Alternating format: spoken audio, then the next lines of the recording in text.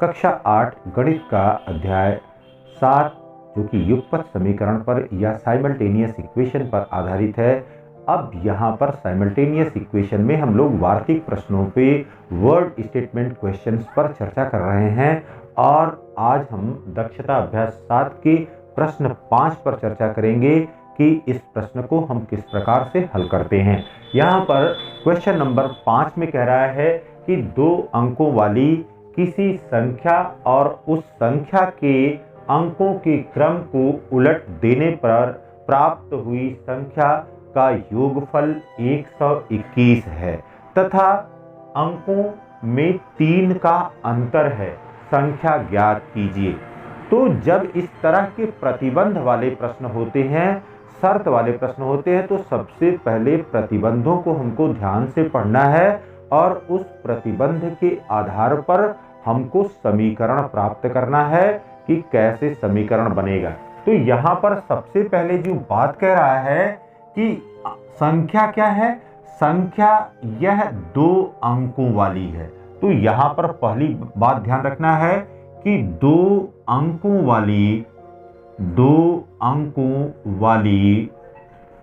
संख्या, 2 अंकों वाली संख्या यहाँ पर कैसे लिखते हैं, यहाँ पर 10x प्लस y के रूप में। तो यहाँ पर हम कह देंगे कि इकाई का अंक यह बराबर y है तथा दहाई का अंक यहाँ पर x है और यह दोनों हमने मान लिया है। यहाँ पर x और y के स्थान पर आप a और b लिख सकते हैं, यम यन लिख सकते हैं और चर कोई भी मान यहाँ पर लिख सकते हैं। तो अब यहाँ पर देखिए 2 अंकों वाली किसी संख्या और उस संख्या के अंकों के क्रम को उलट देने पर, तो यहाँ पर पहली शर्त यहाँ पर क्या है, पहली शर्त जो है उसके अनुसार अंकों की संख्या, यहाँ पर 2 अंकों वाली संख्या तो 10x प्लस y है, ये संख्या है और उस संख्या के अंकों के क्रम को उलट देने पर, तो अंकों का क्रम उलट देने पर, तो यहाँ पर हो गया 10y प्लस x। तो यहाँ पर संख्या हो गई और यह संख्या के अंकों का क्रम उलट देने पर प्राप्त हुई संख्या का योगफल, तो इन दोनों का योगफल कितने के बराबर है, 121 के बराबर है।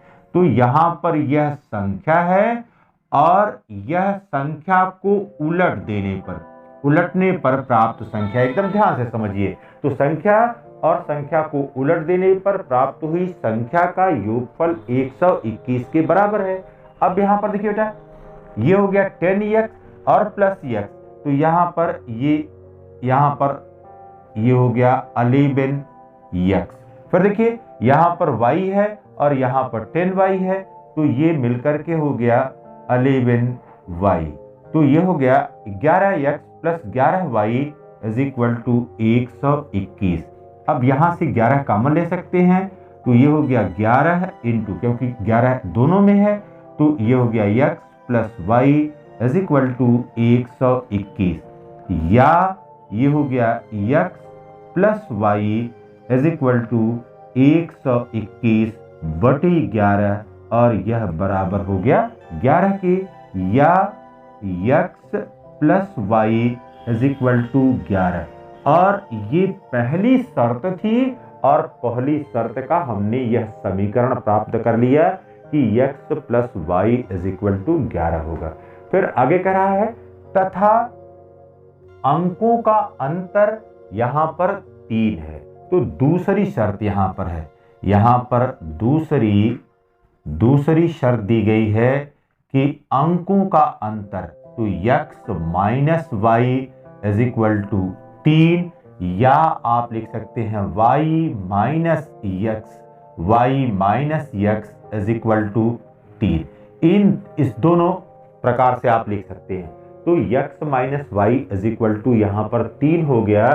अब यहाँ पर देखिए बेटा, अंकों का अंतर हो गया 3 के बराबर, ये हमारे पास दूसरा समीकरण हो गया। तो पहले समीकरण में यहाँ पर चर x है दूसरे समीकरण में भी चर x है, दोनों बराबर हैं। यहाँ पर y है और यहाँ पर -y है, तो अब यहाँ पर समीकरण एक व दो को जोड़ने पर समीकरण 1 और 2 को यहाँ पर अब जोड़ दीजिए। समीकरण 1 क्या है, यहाँ पर है x plus y is equal to 11 के, फिर x minus y is equal to 3 के है। यहाँ पर जोड़ने की प्रक्रिया कर रहे हैं, तो प्लस वाई है और माइनस वाई है, ये कैंसिल हो गया। यहाँ पर x और यह x मिलकर के कितने के बराबर हो गया, 2x के बराबर हो गया। 2x इज इक्वल टू यहाँ पर 11 प्लस 3 बराबर 14 हो गया। This implies that x is equal to 14/2 और यह बराबर आ गया 7 के। तो यहाँ पर x का मान कितने के बराबर हो गया, x का मान यहाँ पर 7 के बराबर हो गया। अब क्या करें, यहाँ पर इस x के मान को समीकरण 1 अथवा समीकरण 2 में रखने पर, तो x के इस मान को समीकरण 1 में रखने पर, अब समीकरण 1 में रख दीजिए। समीकरण 1 क्या है, x plus y is equal to 11। This implies that x बराबर 7 है, 7 प्लस वाई बराबर 11। दिस इम्प्लाइज दैट y बराबर हो गया, अब यहाँ पर 11 माइनस 7 और यह बराबर हो गया 4 के। तो y का मान हमको कितना मिल गया, y का मान यहाँ पर हमको 4 के बराबर मिल गया। तो x का मान हमने निकाल लिया। अब यहाँ पर हमको चर का मान सबसे पहले मिला, x बराबर यहाँ पर 7 हो गया और y बराबर यहाँ पर 4 हो गया। इसलिए संख्या क्या हो जाएगी, संख्या हमारे पास है 10x प्लस y के, और यह बराबर हो गया 10 गुणे 7 और प्लस 4, यह बराबर हो गया 70 प्लस 4 और यह बराबर हो गया 74 के। तो संख्या यहाँ पर 74 हो गई और चर का मान यहाँ पर x बराबर 7 और y बराबर 4। जब इसको लिखेंगे y माइनस x लिखेंगे, तब या तो y बराबर 7 आ जाएगा और x बराबर 4। तो यहाँ पर संख्या 74 भी हो सकती है और संख्या यहाँ पर 47 भी हो सकती है। तो ये दोनों यहाँ पर परिणाम सही होंगे। तो संख्या या तो 47 होगी या तो संख्या 74 होगी।